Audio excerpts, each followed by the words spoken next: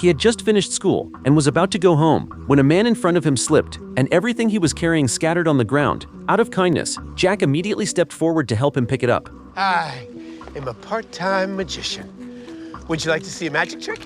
Yeah. Are those black balloons in there? Yeah.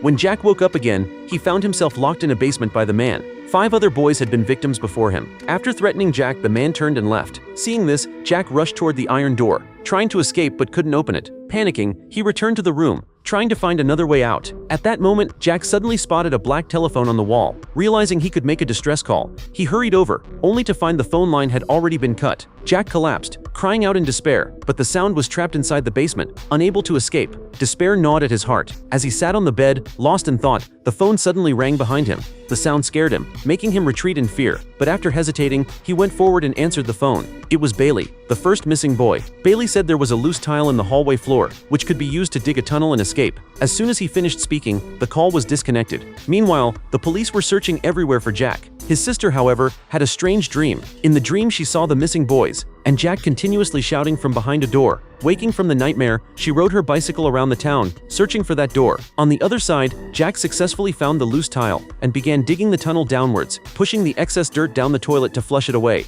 By midnight, completely exhausted, he covered the hole with a carpet and went back to bed to sleep. The next morning, after the man delivered breakfast and left, he accidentally forgot to lock the front door. Realizing this rare opportunity to escape, Jack quietly approached and pulled open the iron door. At that moment, the phone suddenly rang. After hesitating for a moment, Jack turned around and answered the phone. It was Billy, the second missing boy. He urgently warned Jack not to go upstairs because it was a trap set by the man. If Jack went up, he would be severely beaten. After the call was disconnected, Jack ignored the advice and secretly climbed the stairs, finally stopping just 2 steps from the top. Little did he know, the man was standing at the top of the stairs, holding a belt, watching the staircase. Meanwhile, the police knocked on the door of a house while investigating. The person inside showed no fear, but instead warmly invited them in. The walls were covered with information about the missing children. Clearly, the man had been conducting his own investigation. Although he spoke convincingly, the information was too consistent, so it didn't raise any suspicion with the police. Unbeknownst to them, Jack was being held just below their feet. In the middle of the night, Jack was woken by a strange noise. He hurriedly pulled out his toy flashlight and saw a boy sitting in the corner. When the boy pointed to the receiver, Jack picked up the phone nearby.